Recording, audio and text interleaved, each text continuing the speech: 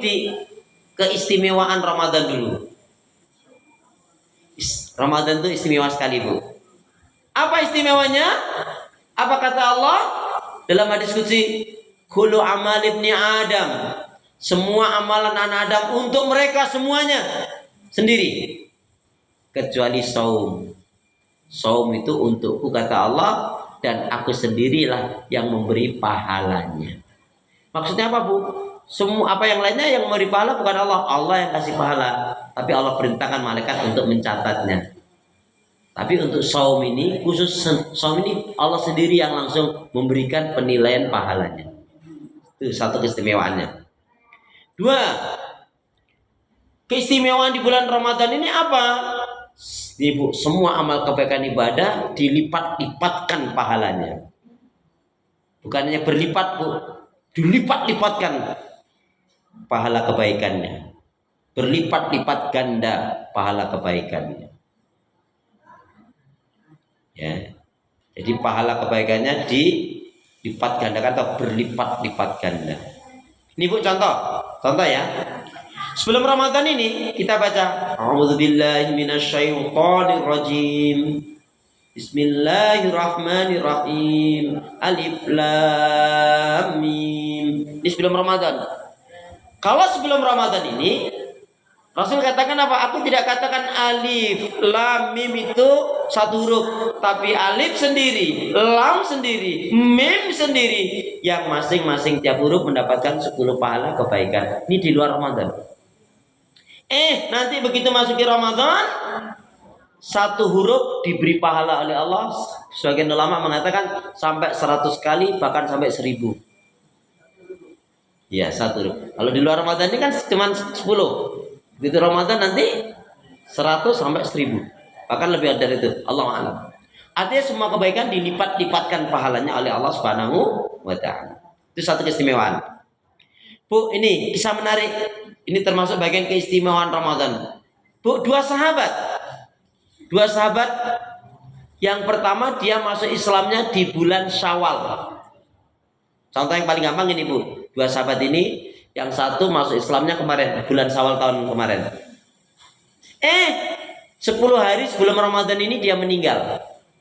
Berarti berapa lama Islamnya? 10 bulan ya.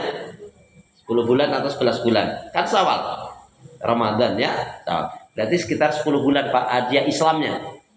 Yang satunya lagi, Bu, ya sahabat yang kedua, masuk Islamnya 10 hari sebelum Ramadan. Ini 10 hari sebelum Ramadan dia masuk Islam. Mahalap 10 hari sebelum Idul Fitri atau 10 hari Ramadan sebelum selesai, berarti hanya 1 bulan ya, dia meninggal. Ibu ngerti nggak? Di akhirat nanti yang kedua ini dia akan mendapatkan surga yang lebih utama daripada yang pertama.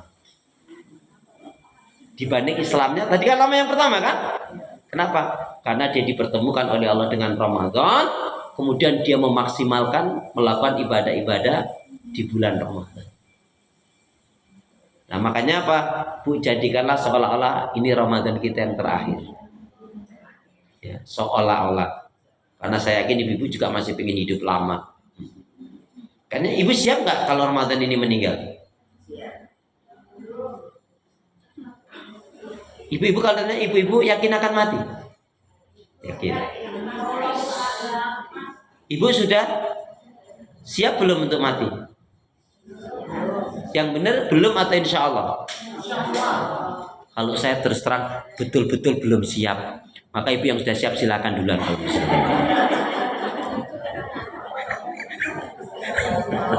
Saya mau nyiapkan diri dulu aja lah, Bu. Astagfirullah. Ya, itu diantara fadilah. Kemudian, ya, itu tadi keistimewaannya. Nah, sekarang perhatikan. Ramadan ini kaitannya dengan 2 hadis, 1 berita gembira, 1 warning, ngeri semua. Hadis yang pertama ini yang kita harapkan. Qala Rasulullah sallallahu alaihi wasallam, yuk kita baca hadisnya. Bismillahirrahmanirrahim. Qala Rasulullah sallallahu alaihi wasallam, man shoma Ramadanan imanan wahtisaban ghufiralahu ma taqaddama min dambi. Ibu sekalian, arti bebasnya begini, sekian penjelasannya. Barang siapa yang dia menjalankan saum Ramadan dengan iman yang benar, dengan ilmu yang benar, dengan ikhlas mengharapkan keridhaan Allah. Saya ulangi, barang siapa yang menjalankan saum Ramadan dengan iman yang benar, dengan ilmu yang benar, dengan ikhlas mengharapkan keridhaan Allah, maka apa? Ghufiralahu ma taqaddama min dambi. Maka Allah akan ampuni kesalahan dan dosa-dosa yang telah dilakukan. Amin. Lama banget sih. Bu, sekarang kita belajar iman yang benar gimana? Iman yang benar yang bagaimana? Bagi ibu-ibu yang bisa menjawab dengan benar, hadiahnya umrah. Ya udah, maunya bayar sendiri. Udah silahkan kalau gitu, maunya bayar sendiri. Jadi iman yang benar yang bagaimana? Ibu-ibu kan sudah lama jadi orang beriman. Iman yang benar yang bagaimana? Jangan tanya iman yang mana, iman yang mana.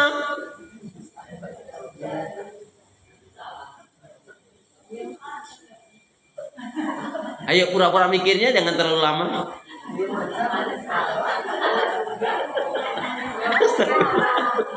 Iman yang benar itu adalah iman yang mentauhidkan Allah, tidak syirik. Kesimpulannya gini Bu, penjelasannya maksudnya. Iman yang benar adalah iman yang terbebas dari kesyirikan, kemunafikan, dan kekafiran. Saya ulangi. Iman yang benar adalah iman yang terbebas dari kesyirikan, kemunafikan, dan kekafiran. Jadi tauhidnya betul-betul mantap.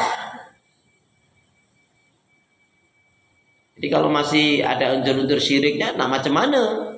Contohnya mau Ramadan malah minta-minta pertolongan keselamatan sama kuburan, ini apa ini? Saya tanya Bu, mana yang lebih utama? Kita menziarahi makam orang tua kita atau selain orang tua kita? Ya udah selesai kalau gitu. Gak usah maksa-maksa diri, apalagi sampai ngutang-ngutang, apalagi nyari keberkahan sampai kuburan sana. Pak Yai, tolong Pak Yai. Ya kan? Uang kita jelas ud'uni astajib lakum, ya kan? Mintalah kepada aku, kata Allah, akan aku kabulkan. Wasta'inu, atau iyyaka na'budu wa iyyaka nasta'in. Ya kita menghormati para waliullah, ulama-ulama itu kita bersangka baik. Semoga mereka adalah ahli surga. Tapi kan kita hanya dugaan kita, doa kita. Nggak ada kepastian kan Bu?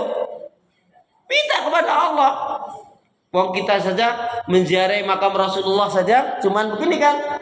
Assalamualaikum ya Rasulullah sallallahu alaihi wasallam.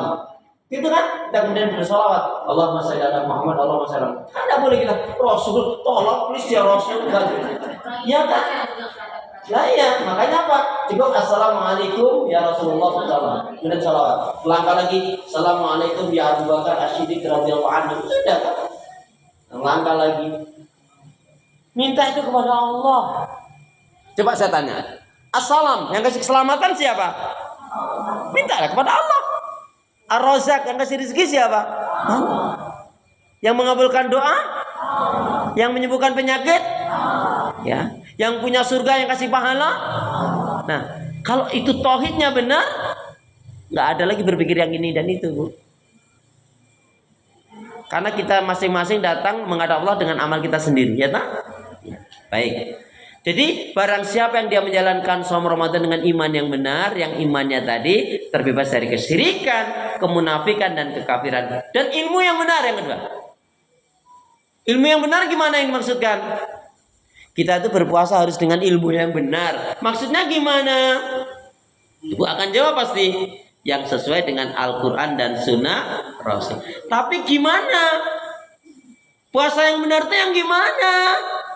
Yang berdasarkan ilmu yang benar itu yang gimana?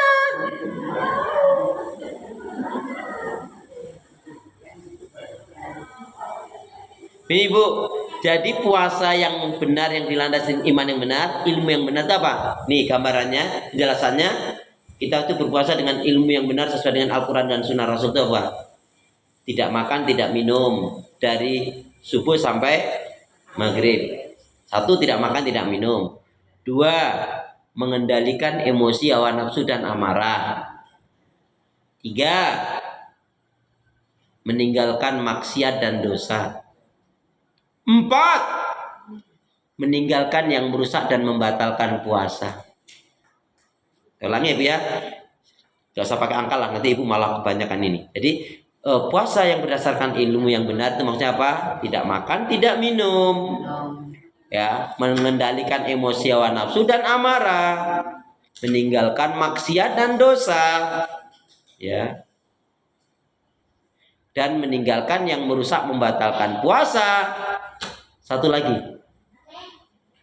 dari Ibu dong gantian, masa aku terus.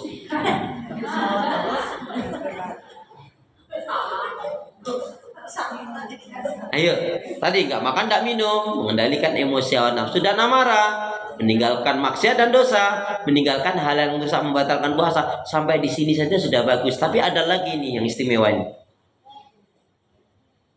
Meningkatkan amal kebaikan ibadah. Dan meningkatkan amal kebaikan ibadah. Ini puasa yang maksudnya berdasarkan ilmu yang sesuai dengan Al-Quran dan Sunnah Rasul. Baru yang ketiga tadi apa? Ikhlas mengharapkan keridhaan Allah.